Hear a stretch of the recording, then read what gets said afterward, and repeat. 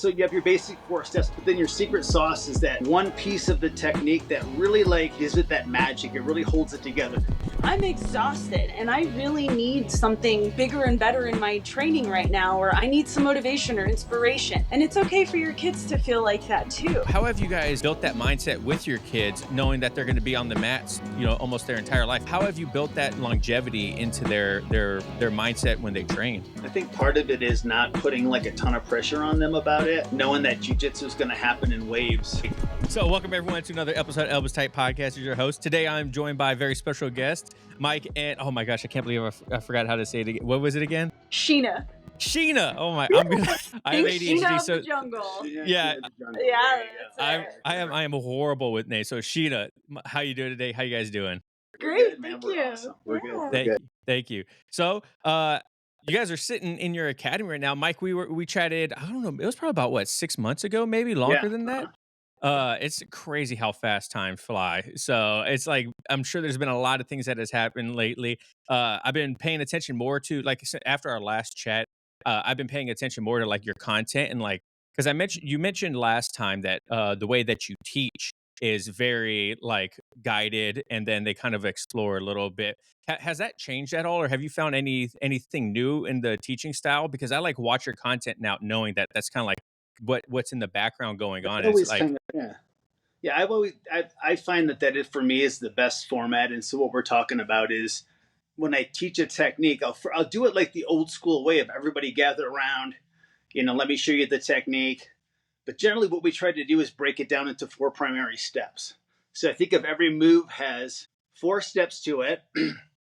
There's what I call the secret sauce, and so you have your basic 4 steps, but then your secret sauce is that one piece of the technique that really gives it that magic. It really holds it together. The technique would still work without the secret sauce, but you're going to have to probably rely on strength or speed or something like that in place of the secret sauce. So for example, if you're doing an armbar from the guard, for me, the secret sauce is how you pinch the knees around the arm, right? Keeping that arm nice and tight and the leg locked around the head. So if you didn't pinch the knees around the arm, then you're not going to have the same kind of leverage. The arm's not going to be trapped in the same way. You could still do an armbar, but you're going to have to really squeeze it back. So you have your 4 steps, you have your secret sauce, and then once I show the actual technique, then I arrange my students so that they're all in the same, facing the same way. So if we're doing something from the guard, all the guys will be on their back with their head this way and their legs this way. The other person's in the guard. And then I'll simply just walk them through the 4 steps. And that gives everybody a chance to follow along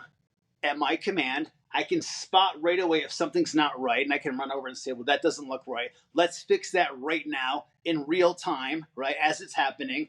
And then we can go through it 4 or 5 times. Then we flip it over. Then the other person goes 4 or 5 times. And then once I feel like they've got the rhythm of the technique, then I have them go and actually practice the technique. Now, the advantage of doing that is I spot all the mistakes early. They're not now in most cases, if you just show the technique and everybody goes and drills, you've got a portion of the class possibly drilling the technique wrong, literally drilling it and building muscle memory in the wrong way. So for me, that format works really good. Wouldn't you agree? Absolutely, right off the bat, yeah. And what can you add to that? Yeah. How do you teach similar to Mike? That was going to be my next question. Is how have you, knowing that, you guys have done jiu-jitsu together, you both have grown together, do you kind of feed off the way Mike teaches, or are you completely different?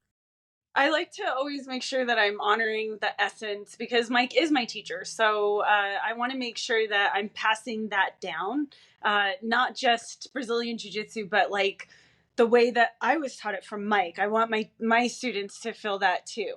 And then I also try to make sure that each individual student is exploring their own body style and their own style in game. So some people are going to compete. Some people want it to be towards self-defense. So I want to make sure that each individual is getting their own needs addressed within that framework of the class. And that's why we really like doing those 4 steps, because it, just like Mike said, you can all start together and then know that you're working on a solid foundation and then go off on your own and really play. Now you have a background in martial arts also outside of jiu-jitsu, right? That's how you guys met, was at a martial arts convention, right? Yeah. How has, coming from other martial arts, has any of your knowledge from those transferred over to jujitsu and like how you teach, how you approach technique and lead people? So I really was involved in Muay Thai heavily. I love the idea of taking like the with Muay Thai, like the art of eight limbs. So not just the punches and the kicks, but now the knees and the elbows, applying that creativity to jujitsu. Like how can we within that one submission turn it into multiple submissions, right? Try to use angular momentum so we're not just always attacking on a linear force. So it's fun to get to play around with those aspects of incorporating it into my martial arts now. But also, I was really afraid to do jujitsu at first because I did come from stand up. So Mike would be like, "Come grapple," and I'd be like, "Maybe," you know. And then like eventually, it was like no gi at first because that was really similar to Muay Thai. I was just kind of on the ground, you know. And then eventually, it was like he got me in a gi, and right, that was like the end of it because I really became addicted to how you can apply the lessons from your other styles of martial arts specifically to your jujitsu. So yeah, I love that idea. Yeah, and I would argue, mentioned too, like for you, like for just a smaller practitioner, that would say that it even forced you to use like 8 limbs, like on the ground. Yeah. No, literally though, because you're like one of those people who likes to stick their knee up on your head and shit, and find like creative ways to get to get leverage, which I'm fine with. Like my belief is it's okay to use elbows and knees as long as that's not the submission, but it's okay if that leads to the submission, softens them up. But with you, your elbows are pointing. It definitely feels like a submission. A straight knife in the side of the face. You're like, okay, I'm just gonna move. It's funny you mentioned that too. That feels like Muay Thai to me. It's funny you mentioned that because we have she's now 18 or 19, but she's been training with us since she was like 13 or 14. Riley, and she's a blue belt now. But when we first started, her dad's a cop, so she would use a lot of like forearms and like you would be rolling with her, and all of a sudden you're getting a forearm across the cheekbone or like some sort of like pressure point, and you're like, this little girl is like literally making me feel so uncomfortable right now, and I'm like, what does she want me to do? Like, I'm like she's like a quarter of my size, but those like that forearm across the cheekbone, I'm like, I don't ever want to do this to anyone because I know how bad this hurts. That's part of the magic trick of it all, right? Understanding those principles, the leverage, the timing, and the technique, and how to make yourself feel stronger than you really are. Yeah. And I always remind myself, like, if someone's uncomfortable, that's more their problem, not mine. I feel fine. I don't know what he's talking about. Yeah, I was rolling with a new white belt the other day, and this guy's he is larger than me, taller and size wise. And I was telling him when I was rolling with him, he's like, I just don't know how to escape out of these, blah, blah, blah. And I was like, hey, man, that's all right. The one way you can always escape a submission is by tapping. So if you're ever in a submission that you don't know how to get out of and you're like nervous, all you have to do is just tap and we just reset. This is all training. Like you don't have to think about like, I saw someone saying, don't always think about winning. And I think it's true to a certain extent. I do think people should want to win, but it shouldn't be their sole focus, especially when they first start, because then you can really get blindsided by failure and be like, well, I'm not good at this. So why am I going to keep training? No, I totally agree with that. And I think it's okay to tell beginners, like I always say, if you're trapped, tap. Like if you feel like you're in a position that you don't feel safe and you can't get out of, as a white belt, brand new white belt, it's okay to like tap, reassess, and figure it out versus like trying to escape something that maybe isn't safe. But then there's going to be a certain point where you're going to have to like learn how to deal with the traps and figure out, why am I in a trap in the first place? Like what happened there in the first place to even end up there? So it's okay to tap if you have to when you're trapped. Well, we don't want our brain sending us into fight or flight constantly. Yeah. So as a white belt, that's a perfect time to have that self-regulation to tap, right? When we are blue belts, purple belts, brown belts, those same signals aren't going off in our brain, right? That we're in danger. So we're able to play around with our reality a little bit more. But as a white belt, definitely, you got to stay in the game. You're not even going to be able to play it if you're not in it. So, less about the end submission and more about how do I stay in the game? How do I get it to last? Yeah. And I talk about when we teach moves, like the other aspect of like learning a move, you have your 4 steps and your secret sauce, but then you have what I call the defensive framework. Every move has a defensive framework. So you don't need to know like every submission in jiu-jitsu. But let's say you weren't really great at triangle chokes. Like that's not your forte. You got small legs. You're like, listen, I'm not a triangle guy. But guess what? People are going to triangle you. You don't need to know every setup for a triangle, but you do need to know that when one arm is extended and one arm is retracted inside the legs, that's going to get you in a triangle. And if you just knew that one concept, that one defensive framework, that one arm forward and one arm back is a bad thing, then you could probably actually avoid most triangles, right? So even though you may not as a beginner understand every move, at least start to look for the defensive framework of like, what's the one thing I should not be doing? Like you get caught in an armbar, you're not going to learn an armbar right then and there, but you could learn that like keeping your elbow retracted to your body and treating it like a tether. Like I have a little bit of string right here, and if that string ever breaks, my arm is compromised. If you just knew that, you could avoid arm bars. So understanding that defensive framework, I think, is super helpful for beginners.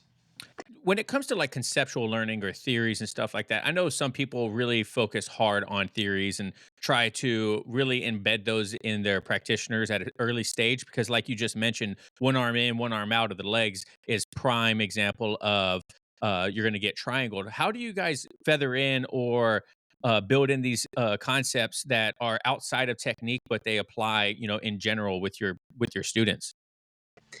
So you have to start in everything that you do. That goes beyond training on the mat. So a great example of that is like, how are you living your life that is conducive to you training in jiu-jitsu, so that when you do step on the mats, you are mentally, emotionally, and physically ready to evolve your training. So that means that as you're in, even when you start warming up, you are doing it in a way that's going to enhance your grappling, that's going to enhance your sparring and your rolling. When you are learning the move, like Mike talked about before, regardless of the presentation, how it's presented to you or how you present it to somebody, you want to individualize it for yourself so you're getting your own specific needs met from that class. So I would highly recommend that whatever you are getting there, whatever submission you have, you include another. If you have a choke, you have a joint lock right there, a joint lock, you have a choke, and then give yourself another wild card. So even if you're only presented with an armbar, you know that you have a triangle and a kimura from your guard anyways, and you're really going to start to heighten your own sense of learning. And then you apply that to your students as well. And it's got to be given in a palpable version.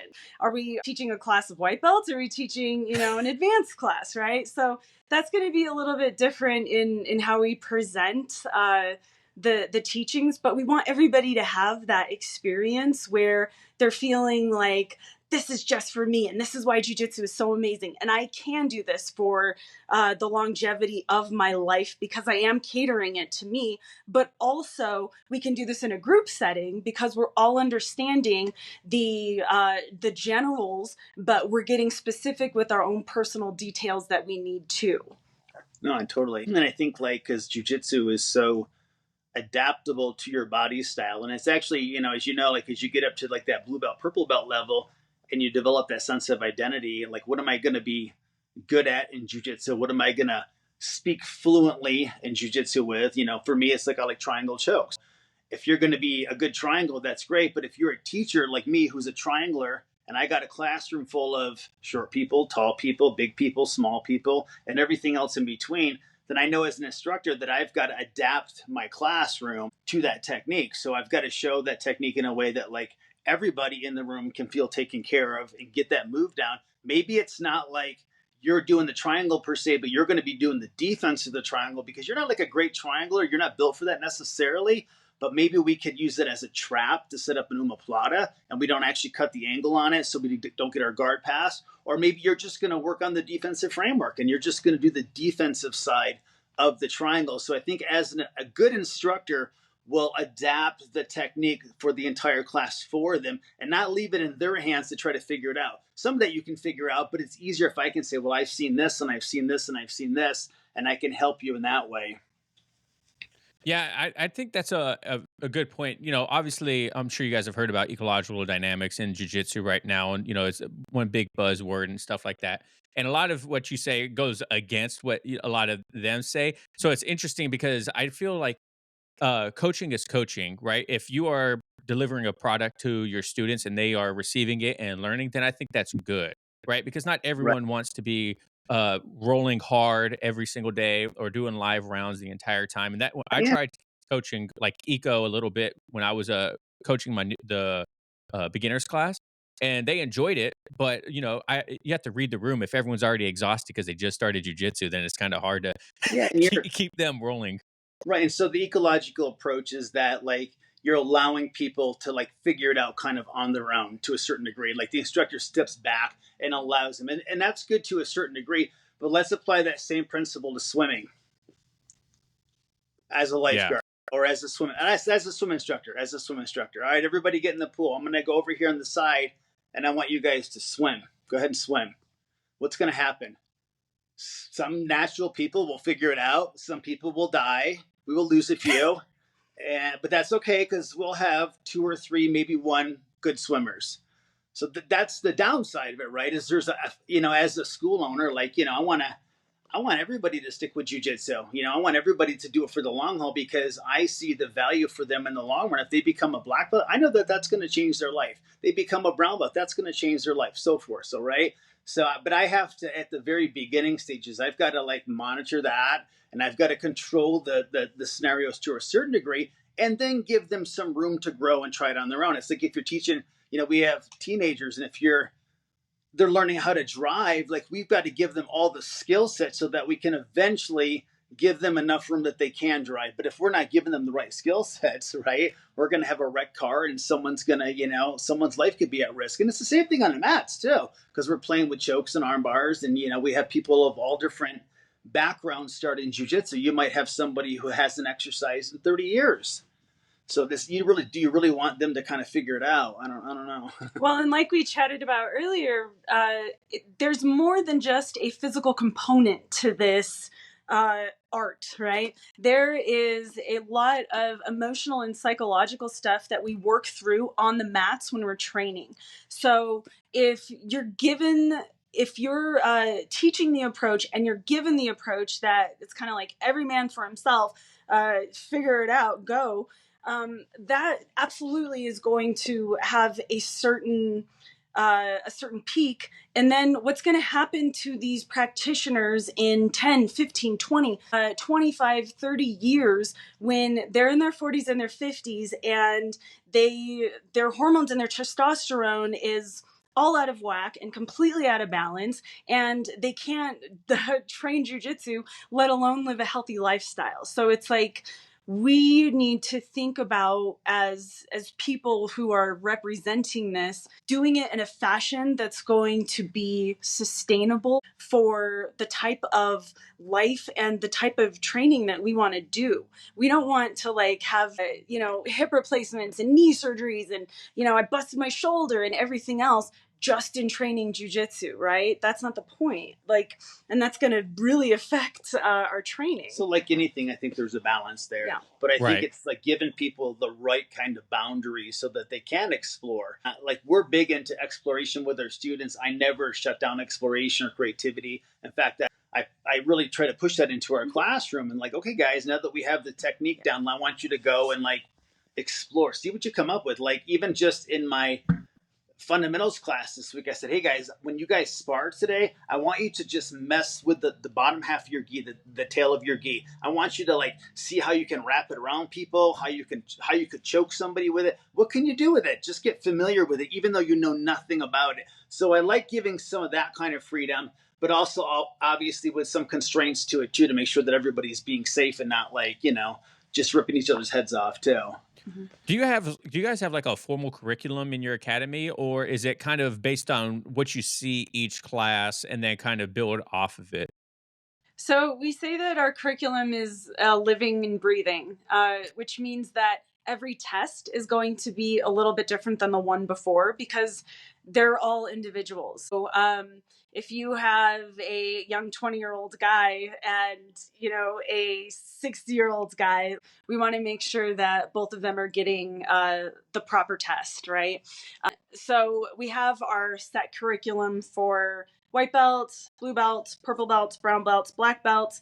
And then, like I said, within that, each test is unique and special within its own right. Yeah. Do you guys test for belts? We do. Yeah. We do. And Oh, and okay.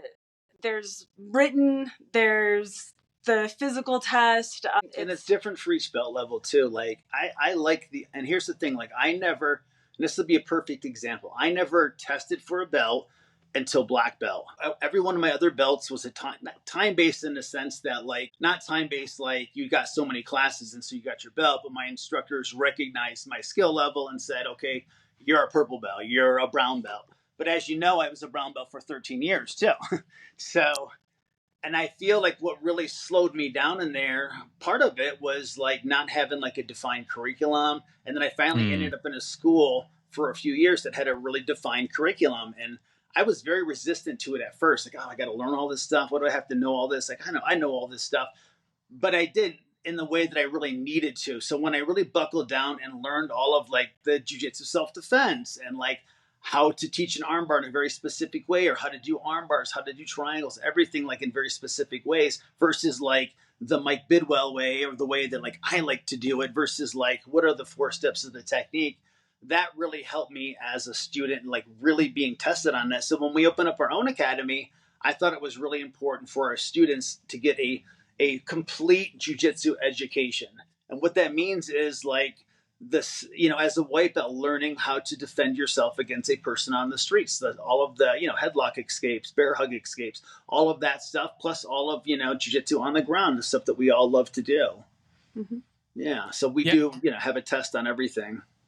Yeah, I recently had a buddy who left his first academy, and one of the things that like really bugged him is he's been doing jiu-jitsu for 3 years. They didn't do stripes, and so he was like trying to gauge like how close am I to my blue belt. And so he asked the person that he does his privates with, and he's all like, "Hey, like what needs to be done? Like, what do I need to do to earn my blue belt? I've been doing it for 3 years. I do privates every week, blah blah." He said, "Oh, you just keep showing up."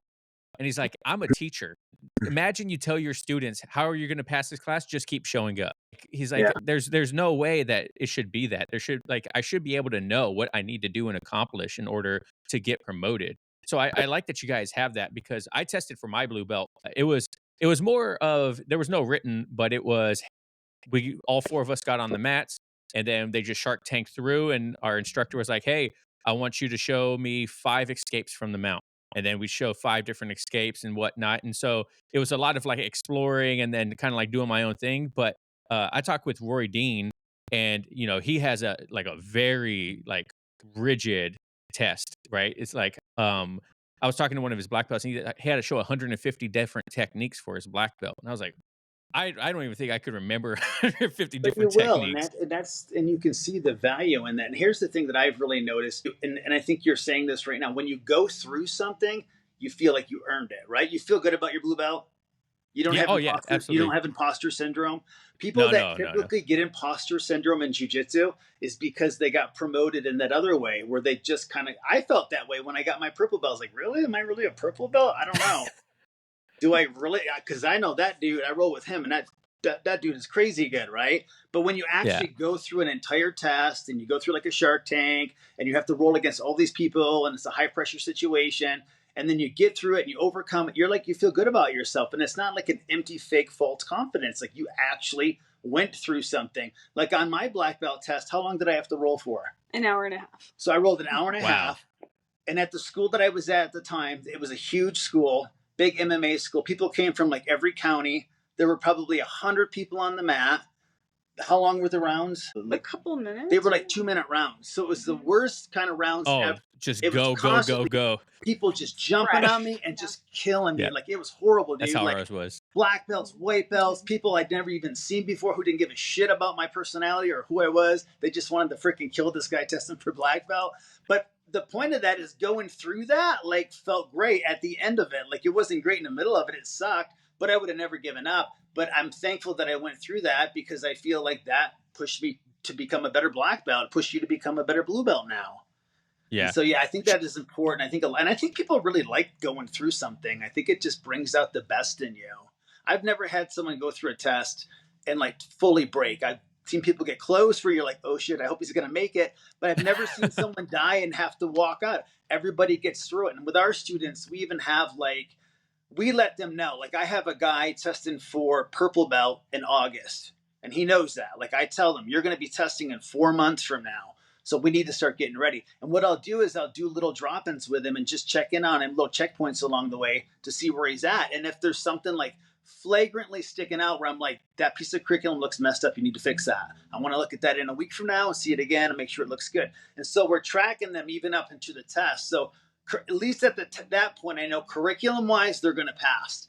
The rest of it now is all in their hands. They got to be able to do the curriculum on the test, but they've got to be able to get through like the physical test. And leaving that in their hands is a powerful thing, because it's going to make them a better person now to have to deal with that and get through that. And, I think it's good for them. Do you ever feel like your background in the military kind of like shaped how you view teaching and how you view jiu-jitsu now? Because to me, it, like we learn very structured in the military. Even when you mention the people lining up each way, it reminds me of rows and ranks. And Right, when you're yeah. standing to like mustard, you know what I mean? I'm like sitting there and I'm thinking, like, does that ever play into it, or is that just like a byproduct of just how you teach? Probably to a degree. I think it's kind of my personality. I have that weird, like, because I teach kids classes too. And the kids know me, like, I can be the goofiest, playful, like, throwing dad jokes at them. They walk in the door. Sometimes I'm talking on my banana phone, and I'll be like, yeah, this is Apple's biggest competitor, by the way. Good dad joke. Yeah, right. So I'm all about like the jokes and silliness, but I'm also a very disciplined instructor too. And I think that, probably goes back to being in the military. Like, I like it a certain way. And I think instilling a sense of discipline in young adults is a really important thing. I think it helps people. I think it'll make them a better person. And, so I think that's part of me, is it? Absolutely. Yeah. So as a jiu-jitsu family, how do you feel that jiu-jitsu has strengthened your family as like one? Because I know when my son and I do it together, going through, I always talk about this, going through hardship with your family, just like me and my son have a really good relationship, especially when we train, because we're going through difficult tasks together and we fail together. Then we roll together and we have fun and whatnot. Do you guys feel like your family has benefited? I mean, this is obviously yes question, but how else do you feel like your family has benefited from being like a jiu-jitsu family and all of you being grown on the mats together? So I'll give the example of our 18-year-old daughter. She was homeschooled all of her entire life until COVID, like the end of COVID. So she started high school when she was 15 years old. And up until that point, she was homeschooled, so like just to help adjust to our jiu-jitsu lifestyle. And having her be able to now graduate high school, she's going into college. That is like what we want for our children, to be able to have a mental resilience, an emotional maturity, and a physical discipline and fortitude. But I couldn't wish anything better on anybody's children. And of course, like, for what that does for a marriage and for you as parents and individuals, it's wonderfully comforting. I appreciate all of the different gifts that jiu-jitsu has given me individually and us collectively as a unit, as a family. And not just us, but I see it, I've seen it for years in families who train. There is a difference when there's a family member, and the more you see it, the more difference it is when you're able to experience life's hardships together through the lens of a martial artist. It helps you perceive differently. Yeah, and I think too, allowing your children to, like, when they're doing jiu-jitsu, like allowing them to train, and you can't do it for them. You have to sit there and watch your kid sometimes get his ass kicked, right? Or get armbarred, or get choked, or like lose. And there's nothing you can do about it. But he has to learn how to deal. You can talk through it, you can bring it up, but mostly at the end of the day, he's going to have to work through that on his own. And that is so empowering as a parent to give them that space and that little bit of a leash to like, hey, and because you respect that too as a parent, you're like, dude, I know exactly what he's feeling right now. I just had that happen to me yesterday too. And so you can both kind of relish in that like, yeah, that's kind of what it is. And then you'll see a point where your kid's going to have a breakthrough and you're going to go, wow, my kid can like defend himself and he can put kids in triangles. That's crazy. My kid knows how to do this and that. And I've watched him get to that point. And, you know, I think that can be very empowering as a family, as a dad. Yeah, because sometimes like you can be bilingual with the family. You can speak Spanish and French. And when you get to speak the language of jiu-jitsu, when your kid comes up to you and they're like, yeah, I got this new move or this way to do this choke or whatever, it's the raddest. Like, yeah. for sure. Cool. How does it feel when you guys, Sheena, when you guys are walking down the street and you realize like everyone in this family right now is a straight killer? Like you're like, is that like a proud mom moment? You're like, my kids, my husband, like all of us, like you don't want to mess with us. It's very unexpected. I mean, I don't. It cracks me up a lot of times. Like one time we were at like one of those indoor like climbing things, like it's like nets you climb up and ropes and like all this like kind of ninja course stuff, right? And we were there with the kids and this woman goes, the woman that worked there goes, are you guys like a family of ninjas? And I was like, you have no idea. And she looked at me like, funny you mentioned that. Like, you have no idea. Our neighbors the other day were like, what are you doing? I know, like I'm sitting outside with the kids and like a mom comes over with her kid. And sometimes I just don't even want to like, I don't know, like it feels always awkward to me. Like, what do you do for a living? We have a martial arts school, like, you know, and sometimes it's okay to talk about it. Sometimes I just want to be like, I'm a plumber, you know, I plumb. Hey, but martial arts are so popular. Martial arts are so popular now. That plumber might be a killer too. You never know. You're like that's the one thing that's taught me about martial arts. Right, because whenever you tell someone, they always have a story about a friend or an uncle or a cousin or somebody that does taekwondo, and they're like, hey, and they're a black belt just like you. Yeah. You're like, that's cool. Right? You're like, oh, I did a Tai Chi class one time. Is it similar to that? Yes, absolutely. Well, just like Tai Chi, dude. That's okay. My parents are still like, you know, karate, and I'm like, yes, yeah. Karate. Yeah, it's fine. So you guys just wrote a book, right? And one thing that you guys talk about a lot is, like we mentioned earlier, is like longevity in jiu-jitsu. And before we get into your book, how have you guys built that mindset with your kids, knowing that they're going to be on the mats, you know, almost their entire life, or at a young age till 18, you know, 16, or how have you built that longevity into their mindset when they train? I think part of it is not putting like a ton of pressure on them about it, knowing that jiu-jitsu is going to happen in waves. Like, you know, my son's 14. He's really into dance. He's really into break dancing. And he's that's kind of his thing. So, but he also likes jiu-jitsu. So, you know, he trains a couple days, like twice a week. That's kind of his goal.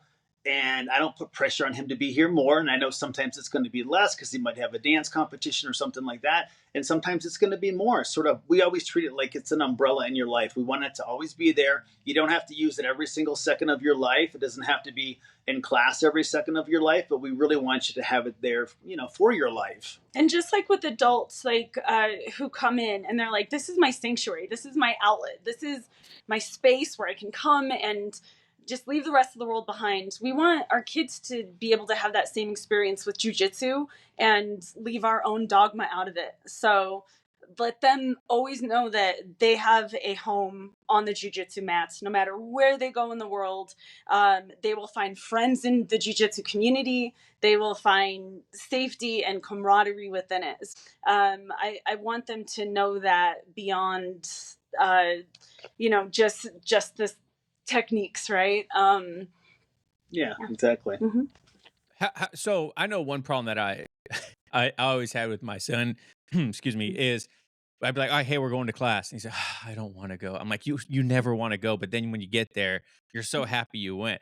Is that something that you had to go through with your kids as well, even though, like, you know, you own your academy, they know it's a part of the family? Like, did you still have to battle that, like, kind of dragging them to the mats kind of idea? Well, who doesn't feel like that some days? So first of all, Amen. it's okay to, yeah, it's okay to relate. And Yeah. yeah, you know, I get it. I feel tired too sometimes. And you know, I know how important jujitsu is to you. I know how good it makes you feel. So let's go ahead and get you to class, and then afterwards, let's do something together. You know what I mean? Like, let's acknowledge that. Let's talk about it. Let's give our, like, have those conversations with our kids, because that's something that sometimes we don't even give ourselves or have acknowledged in ourselves. Like, I'm exhausted and I really need something bigger and better in my training right now, or I need some motivation or inspiration. And it's okay for your kids to feel like that too. But if your kids see you on a daily basis investing in your health and your well-being, and knowing that this is like, not, it's, you don't question it, right? Like, it's just like we brush our teeth, we go to martial arts class, then they start to realize it's really like the lifestyle, it's a mindset. So it helps your children and you approach not only like the topic but the conversation in a way where we can express how we feel. So it's like, yeah, sometimes you're not going to have a great class, and that might be it too. Maybe they're scared to go to class because they feel like they're going to get their butt kicked or whatever it is, right? We don't always know. So just allowing them to get that off their chest is usually half of it anyways. Just like, oh yeah, you are really tired, I know you don't want to go, I know you don't feel like it, and that's okay. We don't have to feel like it, we're going to do it anyways. Afterwards, let's do something fun to celebrate you doing it, right? You know, And maybe addressing like too, like, well, if they're saying like I'm tired, well, let's grab a drink real quick, let's get a bite to eat real quick and see if we can get some energy in your body, and then you might feel different too, right? Like sometimes even as adults we'll get home and we'll say, oh, I'm too tired, but today, are you really that tired? Maybe go drink some water first and get some food, get some good nutrition into your body, and then see how you actually feel. But if you go to class, yeah, you're like, you worked all day and you haven't eaten anything, and now you're expected to go to class and you're dehydrated. Yeah, it's probably going to suck. That's not going to be fun for anyone. So helping yourself, even like planning in on the front end of that, like especially for younger kids, like if your kids are going to class like on Tuesdays and Thursdays, like having them put their gi folded up and ready to go by the door with the belt tied around it, a couple snacks ready for with their gi, their drink there ready, so that way they're like planning on it and they have the right energy for class as well. I love that idea of setting the tone, right? Yeah. And then also just making it, that's where we can really as parents kind of like be the superheroes in our kiddos' lives when they need that extra support and reinforcement, to be like, I'm here to help you. I am here to support you in making this decision for your highest good, right?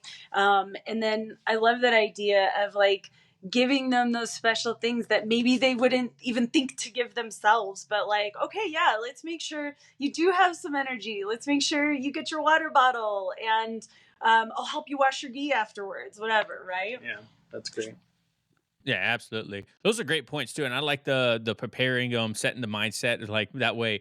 Because I know a lot of times, like my son will come home and he's had like a long day at school, or he just wants to go hang out with his friends. And class for us is like 6 o'clock at night when we did go together. And so he'd get home and there's that long stretch of like Yeah. just like building up to not wanting to go, but Yeah. preparing everything beforehand. That way, there's not the I got to go find my gi. Oh, I got to get my belt. Oh, I got to get some snacks. You know what I mean? Like everything's all ready to go. We could just so I think I'm going to use that, Mike. And I think That's a good one. it's a good reminder for your viewers, for themselves, like our own Yeah, self. Like, you know what I mean? If you do making that very commitment true. to yourself that like these are the days that I do jujitsu, and everybody in your life kind of knows that and everybody respects that. And it's not like on that day you're like, oh, I'm gonna go do this instead. It's like, no, it's like Tuesdays and Thursdays is jujitsu day. And so you have all of your stuff ready to go that way, and you're properly planning for that, experience. Yeah, And there's absolutely. yeah. No, go on. Sorry. I like the idea of making it into like a celebration. Like, let's make sure that he's wearing his favorite rash guard. Let's make sure he has the gi that he likes. Let's make sure that he has a water bottle and the coolest backpack or whatever it is, so that he emotionally, when he mentally thinks about it, he's like, yeah, I want to go there. I'm excited to do this. And it's going to help, not just your kiddos, but like us too. If we do the same thing with us, if we're like, okay, I'm going to invest a little bit in my jiu-jitsu here, it's totally worth it. You like when you have your favorite gi on or whatever, right? The best. Yeah, and like for parents too, like this is a good like public service announcement for all the parents out there who have young kids that do jiu-jitsu. You should never put a gi over top of school clothes for class. I can't tell you how many times over the years I've seen like a pair of jeans. Is that a collared shirt? Trailing, collared button-up shirt, and then a pair of 100%. Jeans like trailing out the bottom of the gi pants. And I think about that. I'm like, could you imagine that parent going to the gym with their work clothes underneath their workout clothes? Yeah. And then working out, right? So, like the point there is like make it comfortable because the gi's heavy. Like if you don't train and you're a parent, a gi's kind of a heavy thing to put on your body for the first time. So you don't want to have a bunch of crazy layers under that. You want like a nice rash guard or like some light clothes under that. Nothing heavy, no t-shirts, no collared shirts, no ties, no bow ties, none of that. Right? I've seen it all. I did like a solo episode where it was kind of like ways to like remotivate yourself to go back to training. And one thing I mentioned in there is like buying yourself like a new gi or like a new piece of like jiu-jitsu gear. Because then you're like, man, I kind of really want to go try this out. Like I just got this brand new mouth guard. I kind of want to go get, elbowed in the middle of something to see if it works. It can really like re-spark that like willing to like want to go jump on the mats again. Because I know when I get a fresh gi, I kind of want to like go show it off. I'm like the first day of school, you're like got all your fresh stuff on. You can always tell when someone walks in with a new gi and they kind of come in real slow and like, and then they open up the inside and you see all the artwork and they're like, I gotta tie it now. Well, because it's invigorating all of our senses. We see it, we visualize it, right? When we think about it, when the way it feels, the way it smells, that fresh gi, right? We want to break it in, all of that. So it's wonderful for your brain, your reticular activating system, when it does think of jiu-jitsu to, bring all those happy little bits and pieces into it. So it associates all good things with your training. I completely agree. So let's talk about the book. What you guys just wrote a book. It just came out. How has that process been up to release? You want to talk about it? It's been a journey.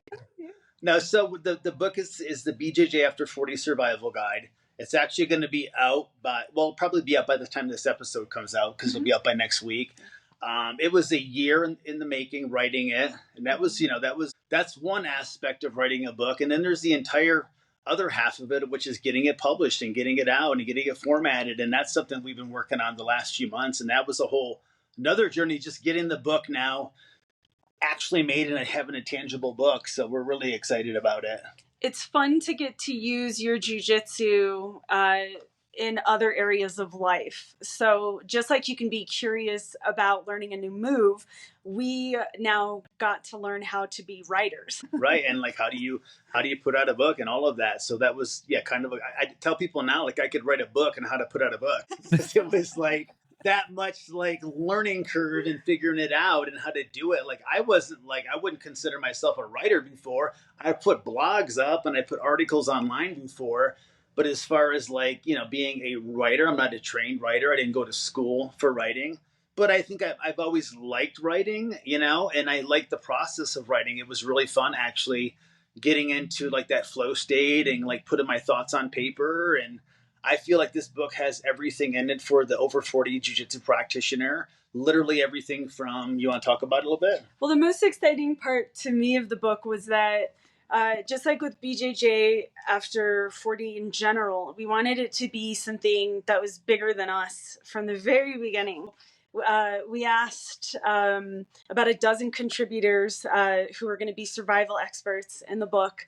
And it's amazing how they all came together and put together really amazing content. I think everybody's going to be blown away by the contributors of the book and the content of the book. It has literally, like I was going to say, everything in it from recovery, like tips on recovery, how to sustainably train into your 40s, or like I'll be 55 in 2 weeks. So, how to train into your mid 50s and beyond that. So, It has all of the recovery stuff, all of the stuff for off the mats, how to live a jiu-jitsu lifestyle.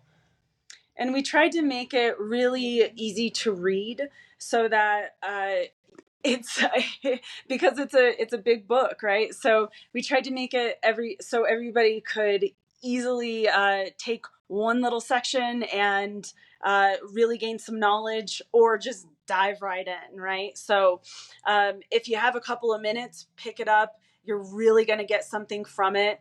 And that's what we tried to do with this book. And the other thing that's kind of cool is that it has a multimedia aspect to it. So there's QR codes throughout the book that you can scan that take you to videos that expand on the topics in the book. So if you're like me, like I have a hard time sitting down and reading a book. I'm an Audible kind of guy, and we'll actually have this out on Audible here in the future as well. So I'll have that audio version of it. But I like, if I'm going to read, I love the idea, like with our book, of having the multimedia aspect and taking a break from the reading for a sec and then watching some videos too. Or maybe you're like you're at work or somewhere and just want to check out a couple of the videos too. I think it's a great addition to the book. Mm-hmm. What was that feeling like? Do you guys got a physical copy, right? Like a pre-release to make sure it was all good to go and everything like that. What was that like, opening up the package and seeing like the hard work in your hands right then? Pretty trippy, honestly. I always felt like I always wanted to write a book my whole life. Yeah, but I was a reader kind of growing up. I like to read a lot. And I always thought it would be really cool to write a book on martial arts someday, but I never felt like I'd have that opportunity to do it.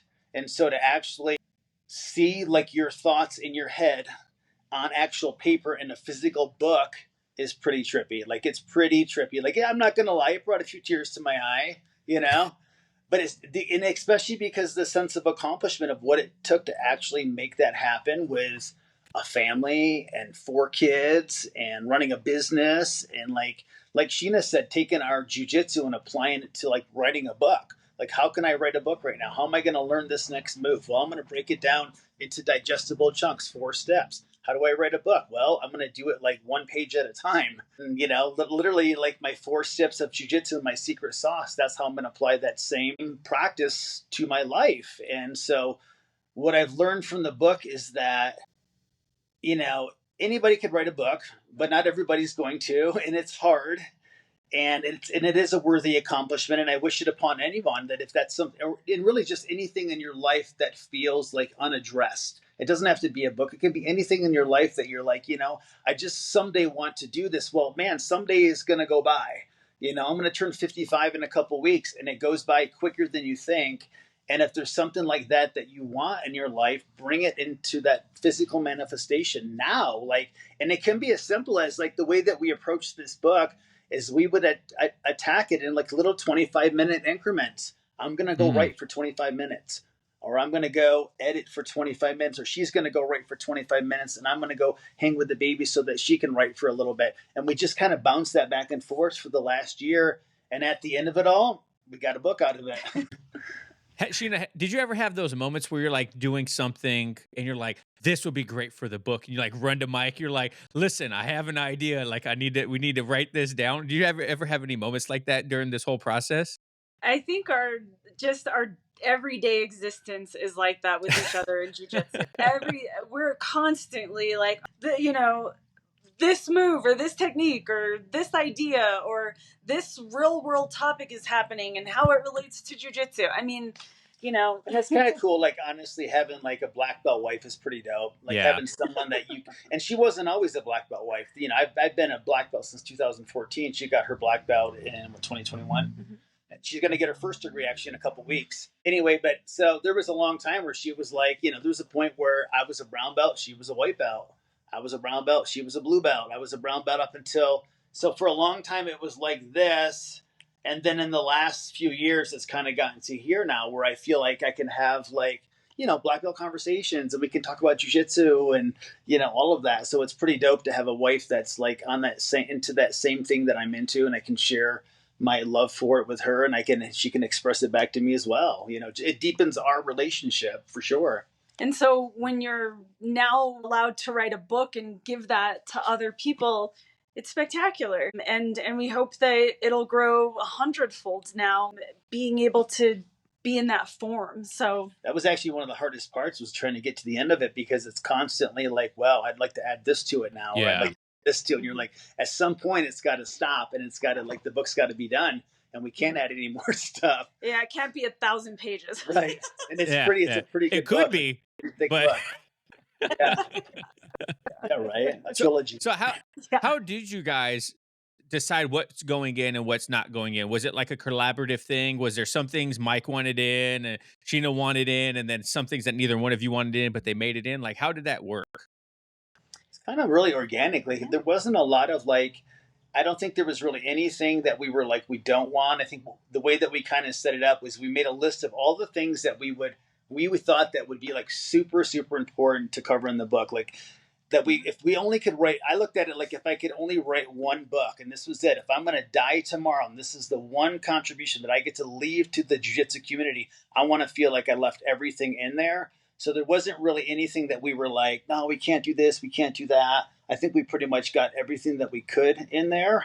And I think it just kind of organically came together that way. There wasn't any real disagreements or anything like that. It was more like, we did it. Yeah, like if there was something that Mike really wanted to speak on, he would write. If there was something that, like, he specifically was like, you have more... like you're more comfortable with you talking about this, and I feel like super, like, passionate about talking about this one thing, so could I write that? And then there was parts where she would go back and just edit everything anyhow, so it definitely has a little bit of us in everything, no matter and vice what. versa, and vice versa, right? We edited in her stuff too, so it it just is fluid in that sense. So yeah, we tried to express not just our perspectives. A lot of people's perspectives and what they go through for how they can keep doing jiu-jitsu, right? Which is the most important thing about this book to us, is that they can use this information to keep doing what they love, and right? Go back to it over and over again, like a reference guide. And having, like, the experts that were involved too is pretty cool, because they have their own perspectives, and some of them have some great stories and some great experiences that are very applicable to a lot of people. So I'm excited to share all of it. I think it's going to be really great for everybody in the jiu-jitsu community, especially the over 40s. And all the guys that are under 40 that can start to learn this information now. And that would be the real hack. That would be the real code breaker, is to practice this in your 30s, so that you set the tone for yourself. I remember you don't end up being one of those guys that's like, I started jiu-jitsu at, some guys might have started at like 30, and all of a sudden they're like 40 years old, but the first 10 years they wrecked themselves. And yeah, maybe you're a black belt now, but you can't, like, do all the cool shit, and your body's a wreck. And that's not what we want. We want you to be able to be a black belt and experience all the fun stuff now, and do all the cool stuff with your body, and make it a sustainable practice. And I'm a testament to that, because I was 25 when Mike started BJJ After 40. He's 15 years older than me. So from a younger age, I was experiencing BJJ After 40 and what it takes to not just maintain, but thrive in your body in your 40s and now into your 50s. And have babies and have twins and like all that too. Yeah, and now I'm in my 40s myself. So it's like, I sure do appreciate somebody acknowledging that, and like, hey, there's a way and there's a path, and this is a conversation that we should start having at 25, at 35, not just after 40. Right. Sheena, did you throw like some things in there for like the female demographic about training as a woman into your 40s? Yeah, there's a menstruation and menopause section, just a little chapter in the book, because you deal with that. Right. Yeah. And I don't know much about it. Well, I can speak on the menopause part, but I can speak on the fact that women are going to have, like, regardless of how they deal with it, they're going to have to deal with it. And they usually deal with it alone and in private, and on top of everything else, and with their training.